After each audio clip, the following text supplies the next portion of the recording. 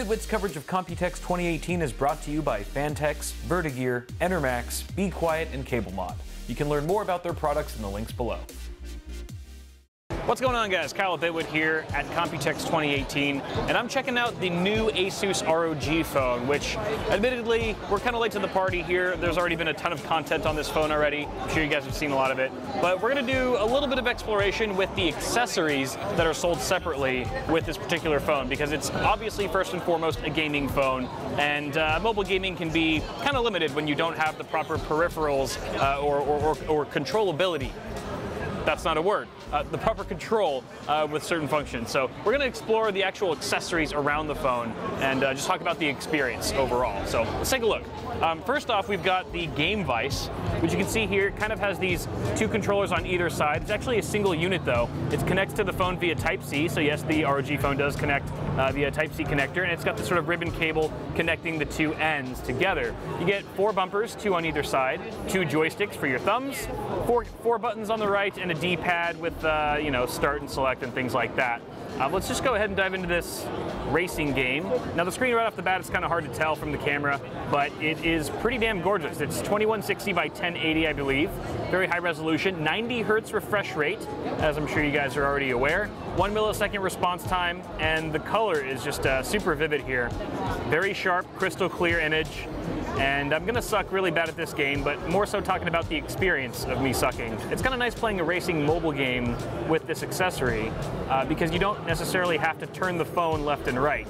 You can kind of just use the joysticks to control the car. It won't make you a better gamer though, that's for sure. Now I will admit the accessory feels a little bit loose on the phone. It kind of like moves around a little bit and it doesn't feel as secure as it possibly could. So hopefully they fix that. I did hear that this is pretty close to a final version of what it's going to look like in stores, but I just hope it hugs the phone a little bit better than what I'm feeling right now. The joystick is pretty responsive. It's kind of hard to tell whether it's just my skill level or the actual accessory, but everything seems to respond very quickly. Super snappy. Speaking of snappy, there's a Snapdragon processor in here. The phone's also configurable up to 500 gigs of storage, so plenty of room for all the games, and then some. Oh, and I got wrecked.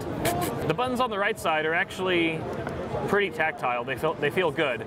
And they're fairly large, maybe a little too large, but definitely not having a hard time locating them at all. And they seem to be placed pretty nicely for my size hands. The bumpers feel pretty good. They're a little bit plasticky for my taste, as are the buttons on the right for that matter.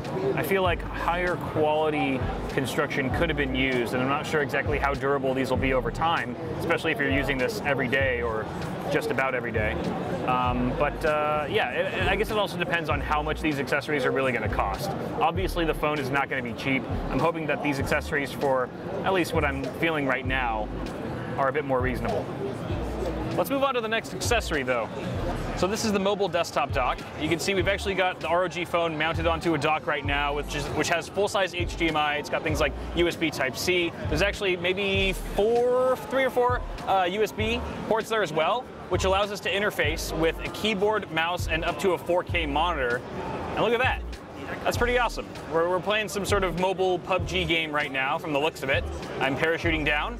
Don't mind the mouse cursor right here, this black cursor. That's just, you know, everything's still in development right now. Obviously, with some software iterations, they're going to be removing stuff like that. But right now, I'm actually moving my character around with full-size desktop peripherals. Seems pretty smooth, very responsive. Certain buttons right now, certain keys are not working because you actually have to map various keys to the touch functionality of the phone. And then once you do that, you can actually save the profile so that you can just easily swap between them on the fly, depending on the title that you want to play. Again, this is still very much in development. Very cool though. I should also mention the dock has an Ethernet jack for 1 gigabit per second wired gigabit LAN. So yeah, you can actually play online. I believe we're playing with other people online right now. So that's kind of cool, just to get you one step closer to that full, rich desktop experience. Obviously, still not exactly the same though. Now I've heard that the speakers on the ROG phone are actually pretty decent, but you don't actually have to rely on those if you're playing a game in this way. There is an SPDIF out to your 5.1 channel surround sound system or headphones, if you so desire, so you don't have to skimp on audio either. And the last accessory we're taking a look at here is the Twin View dock. Now, I don't know why the screen just went black. Oh, because we're loading into the game. Perfect. Well, this is actually a pretty cool accessory. It allows you to sort of dock the phone into this upper area, and there's also a built-in monitor. So it's a 6-inch AMOLED Full HD display.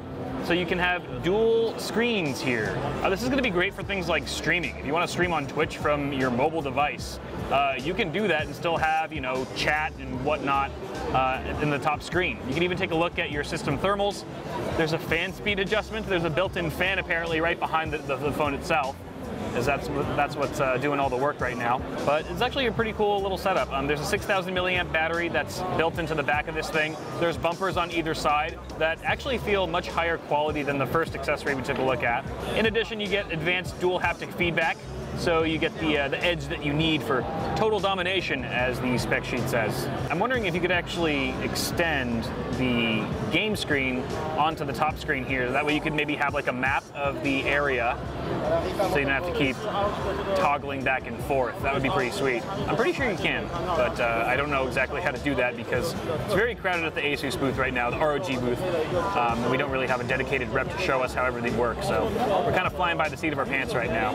And it's obviously too loud to test anything out right now, but this Twin View dock also has some front-facing quad speakers, just to give you a more amplified sound over what the ROG phone could provide natively. So that's pretty cool. So that was my little hands-on experience with the various accessories that you can buy for the ROG phone, which I'd be very curious to check out later on this year when it finally launches. You guys let me know which one of those accessories tickles your fancy the most, if any. I personally like the Team View dock. That was the one that felt and functioned the best in my opinion. But blow up the comments, guys, and thank you so much for watching this video. Go ahead and toss a like on it and get subscribed so you don't miss any more of my coverage here at Computex 2018. I'll see you guys in the next one.